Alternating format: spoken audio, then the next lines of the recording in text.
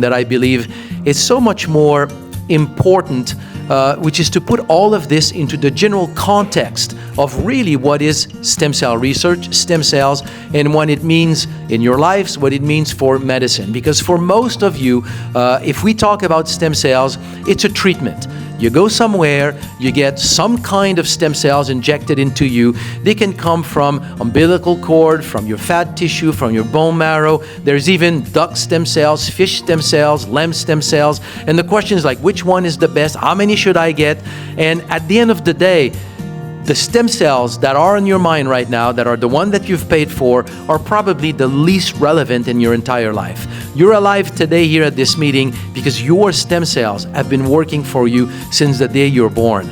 Understanding really what stem cell is, I believe it is one of the greatest discoveries in the history of medicine, and it's probably going to be the greatest discovery that we all experience in our lifetime.